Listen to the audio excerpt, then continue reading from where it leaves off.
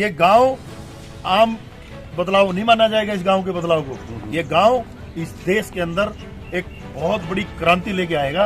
और मैं आपको कहता हूं कि देश का हर गांव ढाणा खुर्द जैसा गांव बनेगा। ये इसी की तरफ अब हमारा हम बाहर विदेशों तक घूमे हैं, तो हमने देखा कि क्यों ये चीज सेटअप नहीं हो सकती। तो मैंने एक ट्रायल बेस पे अपने गांव को चुना कि मेरी भगवान ने जितनी मुझे बख्शा है। महात्मा गांधी का स्पष्ट संदेश था कि जो देश का है ना दिल, वो गांव में है। और गांव को डेवलप करना, देखो भारत देश जो है ना जी, वो गांव उसकी रीढ़ है, उसकी नींव है भारत देश की। और गांव को डेवलप करना इतना ज्यादा जरूरी है कि आप एक ग्रांट देंगे, बीडीओ साहब के पास आएगी, जेई साहब के एस्टीमेट बनाएंगे। पहले तो एस्टीमेट बनते ही ग्रांट आधी, फिर पास होने में आधी, फिर लगने में आधी, फिर उसके बिल पास होने में आधी। सरपंच साहब मैं झूठ तो नहीं बोल रहा हूँ? आपने 5 साल सरपंच करी है और मीडिया चल रही है सामने। बीच में वो ठेकेदारी आ गई, नहीं आएगी। जैसे मुख्यमंत्री हरियाणा के हैं, वो वहां बैठ के अफसर को हिदायत है ये काम होने चाहिए, ऐसे ही इतनी ही पावर गांव के सरपंच को मिलनी चाहिए। उसके बाद जाके परिवर्तन आएगा। नमस्कार, आप देख रहे हैं नबछुर लाइव, आवाज़ आपकी। प्रिय दर्शकों, आज हम आपको ऐसे गांव के बारे में बताने जा रहे हैं जो अपनी सुंदरता के लिए जाना जाता है, जिसका नाम ढाणा खुर्द है। आज नबछुर की टीम ने गांव ढाणा खुर्द के सरपंच और गांव के गणमान्य लोगों से गांव की सुंदरता के विषय में चर्चा की और बताया जाता है कि यह गांव और गांव के लिए प्रेरणा का स्रोत बन गया है। तो चलिए आपको इस गांव की विशेषताओं के बारे में बताते हैं, तो बने रहिए नबछुर के साथ।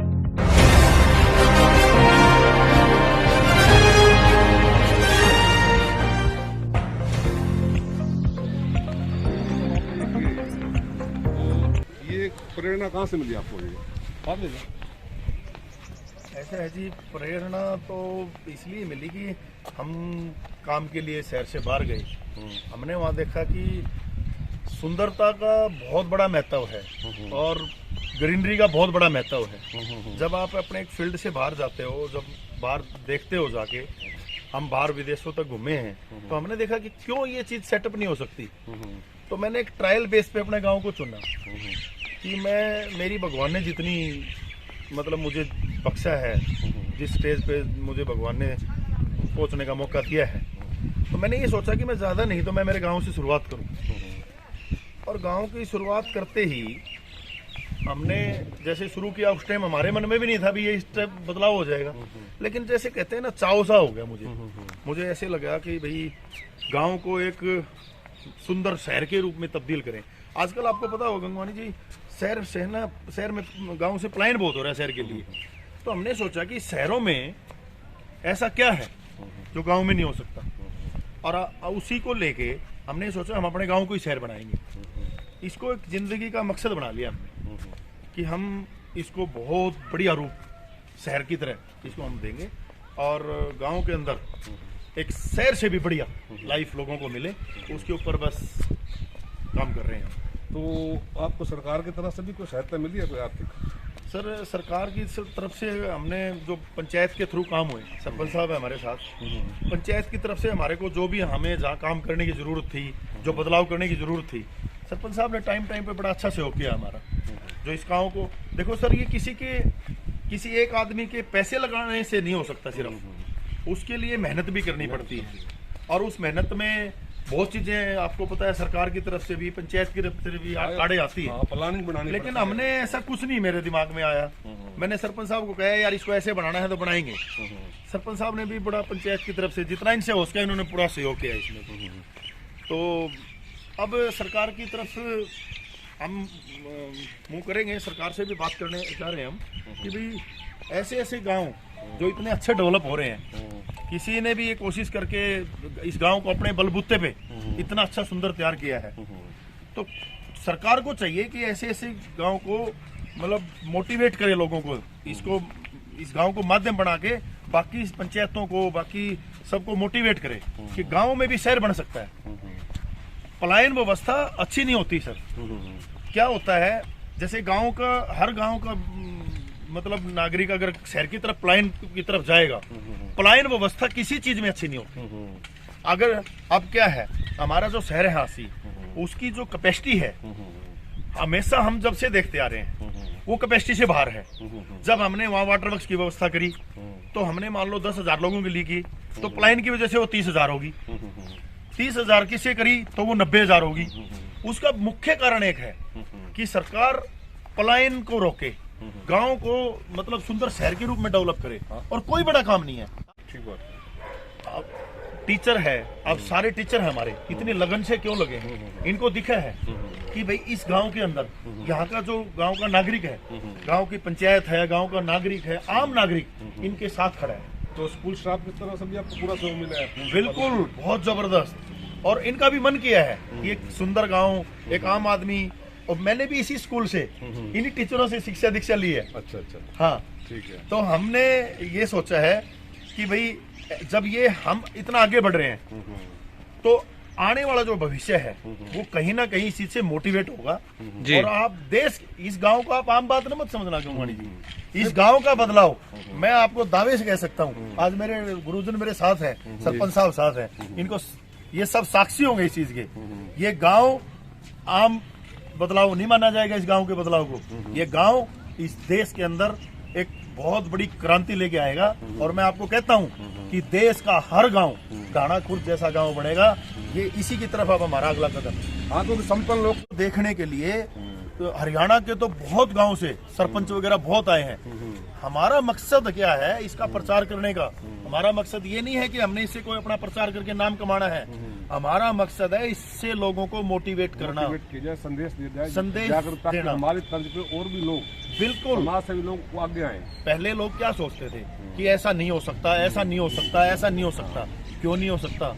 हम भी इस गांव की मिट्टी से एक आम आदमी हैं और हमने इस गांव को साथ लेके, और देखो आप क्या बदलाव किए हैं। और सर, बदलाव होना अलग बात है, लेकिन इतने छोटे टाइम में बदलाव होना, आप इस जितने काम को देख रहे होगे, ये 20 सितंबर 2020 को हमने ये काम शुरू किया था।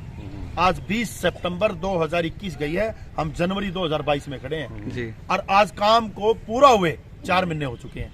यानी एक साल में आपने गांव में इतना विकास कम टाइम के अंदर थोड़े समय में इतनी प्रोग्रेस, इतना बड़ा बदलाव, प्रोग्रेस, इतना बड़ा बदलाव। आप जहां भी जाओगे, जिस भी कोने में, ये सत्संग भवन बनाया है, सड़कें देखो आप, बाउंड्री देखो आप, और इसके अंदर करीबन ये लगाओ सर, जितना हमने काम किया है वो पेंट का काम नहीं है, 100% धौलपुर पत्थर से। एक बात समझ में आ गया। मैं एक बात चढ़ाई थी, मेरे फादर गांव के सरपंच थे। मैं आपको दिल से बताता हूँ, उस दिन से जब मैं थोड़ा सा बड़ा हुआ, जैसे जैसे बचपन से मैं आगे बढ़ा हूँ, इस स्कूल में पढ़ा, हमेशा मैं जहाँ भी गया मेरे दिमाग में 24 घंटे एक ही बात करती थी क्लिक, कि मैं गांव को बदलूंगा, मैं गांव को शहर के रूप में बदलूंगा। जब मैंने काम शुरू किया बहुत लोगों ने टोका, नहीं यार ये कहाँ कर रहे हैं, गांव के काम थोड़ा ही है, नहीं गांव में थोड़ा ही चलते हैं।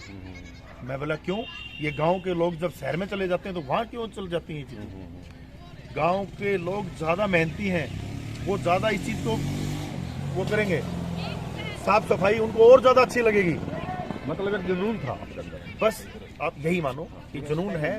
और जुनून मेरा अभी यहाँ ठंडा नहीं हुआ है, मेरा जुनून ये है, अब बाबा मुझे अगर इज्जत बख्शेगा और बाबा हमें आगे तरक्की जितनी देता जाएगा, मैं आपको, अभी भी मेरे मन में बहुत कसर है कि क्यों एक गांव। अब मेरा टारगेट है आगे जो आसपास के हमारे गांव हैं उनमें भी हम ऐसी व्यवस्था परिवर्तन करें। जी। आप अब ये आम घर से हैं, अब आप ये बताइए, इस सरपंच को एक काम कराने के लिए 5 बार हिसार जाना पड़ गया और 6 बार आसी जाना पड़ गया और 5 लाख की ग्रांट आई। आप मुझे बताइए कहां से लेके आएगा? आज जो काम पैसे से होना है, ग्रांट नहीं, इसका मतलब कोई आसान है क्या? ये कितना बड़ा हरियाणा है सर, इसका एक टोटल ब्लू प्रिंट लेके मैं आपको दावे से कह सकता हूं, आपके मतलब मीडिया के उस पे बोल रहा हूं मैं, 5 साल का जो बजट है उतने ही पैसे में पूरे हरियाणा के गांव ढाणा जैसे हो सकते हैं। और ये आपके सामने है उदाहरण। सर, ये बात मैं जब कहता, जब मैंने कुछ किया ना हो, फिर तो मेरी बात पे बेशक अमल ना करते आप, कोई हरियाणा वासी ना करता, कोई मतलब मुख्यमंत्री जी ना करते, विधायक जी ना करते, सरपंच साहब भी ना करते। मैंने इस व्यवस्था को 1 साल में तब्दील करके देखा है। हाँ, प्रत्यक्ष को प्रमाण की अवस्था नहीं है, बिल्कुल भी है। तो आप सामने देखो ना गंगवाणी जी, क्यों नहीं हो सकता? और सबसे बड़ी जिम्मेवारी इस चीज के ऊपर आप लोगों की है। आप लोग इसको उठाइए और पंचायत तो जितने भी हरियाणा की पंचायत है, सरपंच को पावर दें। एक विधायक को पूरे हल्के की पावर है, एक एमपी को 9 हल्के की पावर है, एक मुख्यमंत्री को हरियाणा की पावर है और प्रधानमंत्री को पूरे देश की पावर है। तो क्या सरपंच एक गांव का विधायक नहीं होता? सरपंच अपने गांव का मुख्यमंत्री नहीं बन सकता? हर सरपंच को अपने गांव का मुख्यमंत्री बनाओ हाँ, ठीक ताकि है। भ्रष्टाचार बिल्कुल जीरो हो। अब जैसे मेयर चुनते हैं उसके पास भी पावर है, पावर है। चेयरमैन नगर परिषद उसके पास भी पावर मुझे है। ये बताइए, ये कह रहे हैं पंचायतों को मजबूत कर रहे हैं। पंचायतों को कहां मजबूत किया? पंचायत के सरपंच के पास क्या पावर है कि आप एक ग्रांट देंगे, बीडीओ साहब के पास आएगी, जेई साहब के एस्टीमेट बनाएंगे। पहले तो एस्टीमेट बनते ही ग्रांट आधी, फिर पास होने में आधी, फिर लगने में आधी, फिर उसके बिल पास होने में आधी। सरपंच साहब मैं झूठ तो नहीं बोल रहा हूँ? आपने 5 साल सरपंची करी है और मीडिया चल रही है बीच सामने। में वो ठेकेदारी आ गई कमीशन वाली। मैं आगे बोली, मैं ये व्यवस्था तो मैं तो इसलिए नहीं बोलूंगा। मैं ये कह सकता हूँ अगर किसी से ना होता हो तो हरियाणा सरकार मुझे 5 साल के लिए मौका दे, इंडिपेंडेंटली, कोई पद की जरूरत नहीं है। सिर्फ मुझे इस चीज के लिए 5 साल के लिए मौका दे। जो हरियाणा सरकार का बजट है उस 5 साल के बजट में ही हर हरियाणा का हर गांव ढाणा गांव जैसा बन सकता है। ना सोच आपकी दुरुस्त है, चलो ये बात पहुंचाएंगे आप। तो गणतंत्र दिवस का मौका है सर, आपने अपने लेवल पर गांव में इतना विकास काम करवा दिया, सरकार से क्या अपेक्षा रखते हैं आप? सरकार की चर्चा चल रही है इतनी देर से। हाँ जी। ये सरकार से ही अपेक्षा है हाँ जी। कि पंचायतों को, जैसे मुख्यमंत्री पूरे हरियाणा के मुख्यमंत्री होते हैं, उनके पूरे आदेश चलते हैं, ऐसे पंचायतों के जितने भी प्रतिनिधि हैं, पंचों को विधायक के बराबर माना जाए, सरपंच को मुख्यमंत्री के बराबर माना जाए। उस गांव का विकास होगा ही होगा। उनकी पावर्स बढ़ाई जाए, आप ये बिल्कुल बढ़ाई जाए। उसका हमने फील किया जब हम ये काम कर रहे थे, तो हमारे यहाँ हमने कोई अमेंडमेंट करना है तो हमारी यहाँ से फाइल चलेगी चंडीगढ़ घूम के आने तक। अब हमने क्या किया, सरपंच साहब को कहा कि हमारे गांव के बस स्टैंड पे पंचायत की दुकानें बनी हुई हैं, ये गलत बनी हुई है, रोड के अंदर आई हुई है। अब उस दुकान को डिमोलिश करने के लिए इतनी लंबी प्रक्रिया है, शायद मेरी सरपंच साहब की जिंदगी बीत जाएगी, वो पूरी नहीं होगी। ये प्रक्रिया सरपंच को पावर दी जाए।